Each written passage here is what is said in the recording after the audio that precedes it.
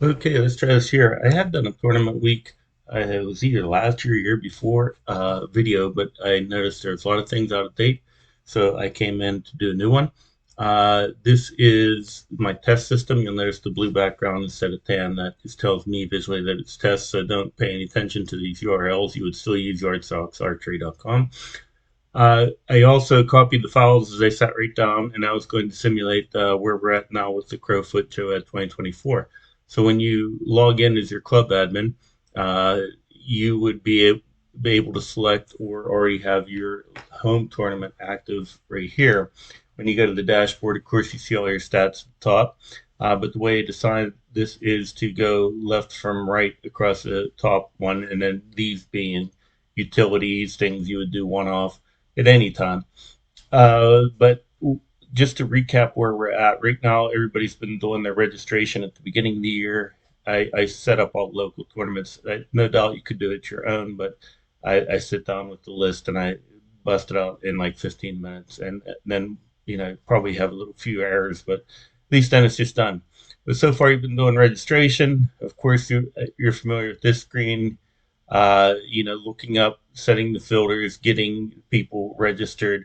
Only the home club can do that. Any of the club admins can do the preferences. The home club admin can set the confirm time, and until the tournament is in registration open, the parents can log in and set preferences for their archer as well.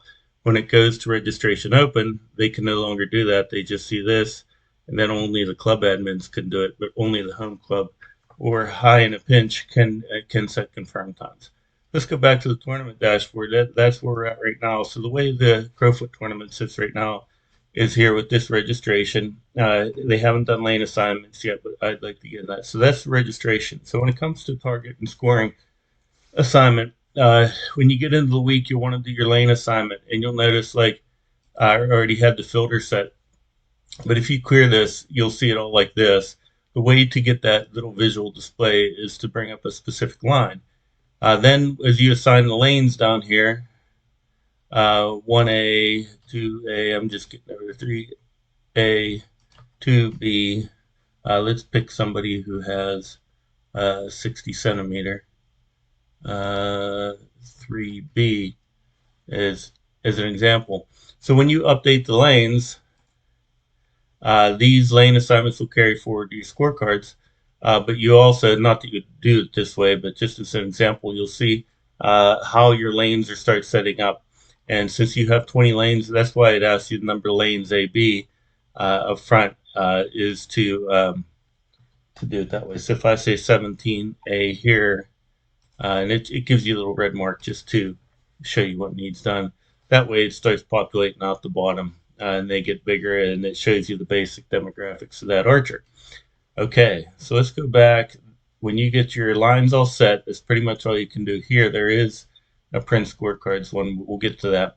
But that is the next step. So if you go to pre-printed score sheets, what you can do is I've added a few basic filters here. The way we'd probably be doing it is coming in and doing a line, one line at a time. So it shows you here all the 830 line, and it's actually putting, since the lane is a sort, it's putting those at the end. Of course, when you come in, all these would be filled out with the lane.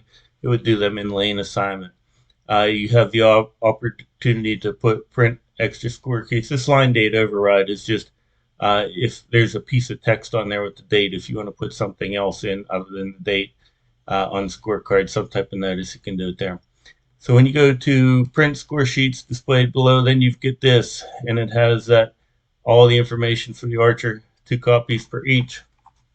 I have this set that it should works on my printer. I've yet to hear back, but of course, if you right click and print, we were talking today, if you're going to ship it off somewhere else, you're likely to save as PDF might be your option for doing that. And then, of course, messing with you can see how bad the scaling is here.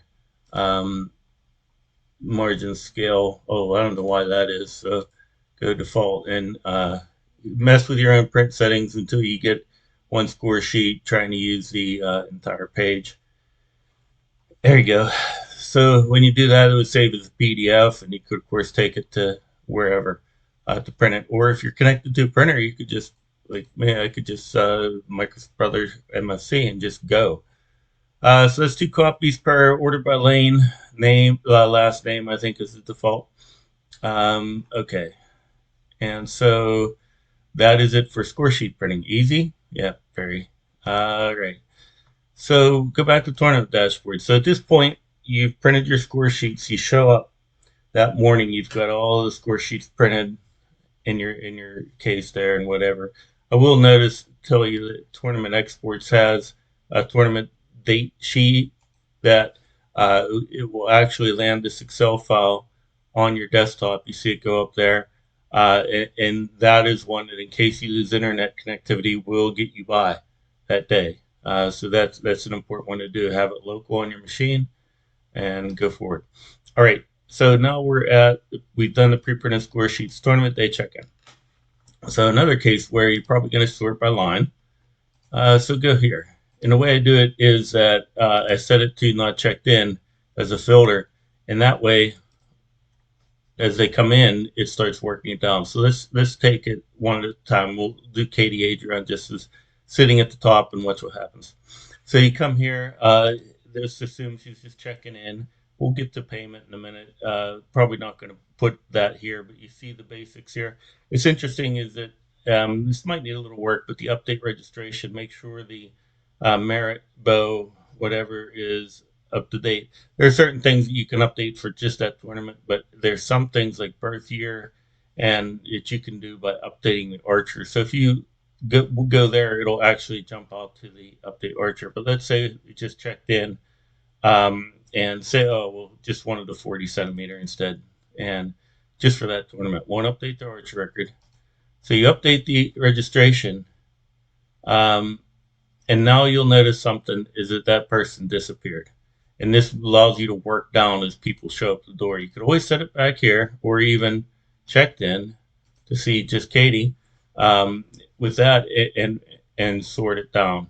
All right, so that's you got people that are checked in now. They go to their targets, they're shooting, etc. When everybody's in.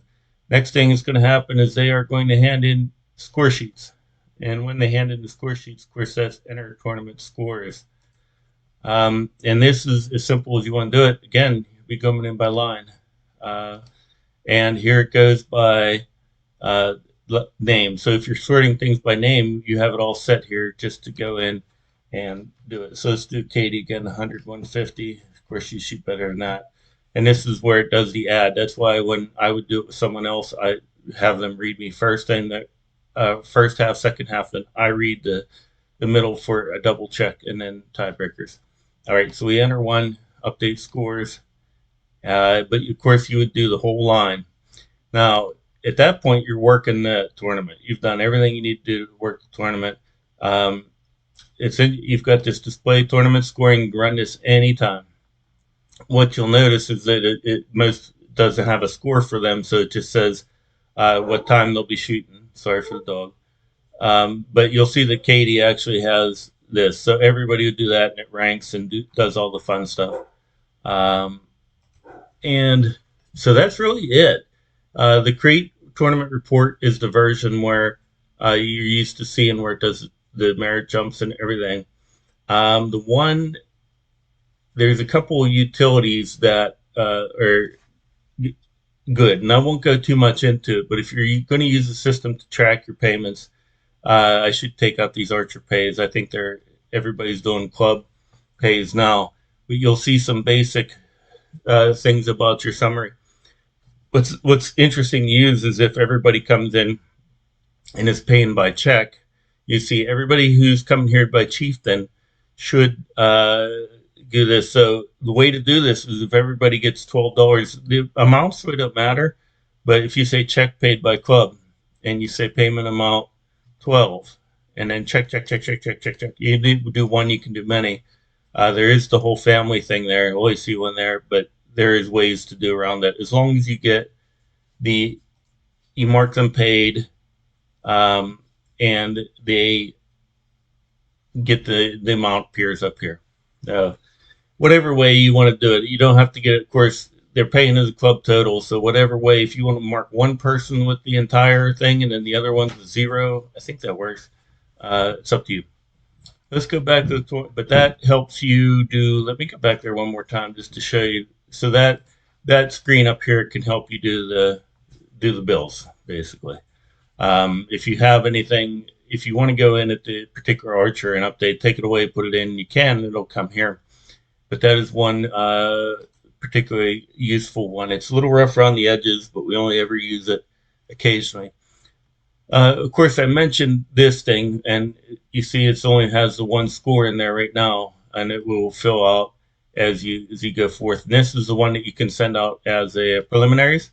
But under the tournament utilities, there's also the closed tournament. What that does is when you hit it, it gives you that report. Call it the final report, where you can use that in. But it also moves the scores to the Archer score history, and it pens the merit jumps that, of course, require approvals from the home, usually from the home club. I've been doing it a little bit, just telling people that approving. So usually, if people reviewed the scores and so forth, then they're definitely got the merit, and there's no reason you wouldn't approve. But the home club can do that as well. So that is it. I can't think of anything else. When you get to the end and you close the tournament, that's it. Lights off and go on to the next one.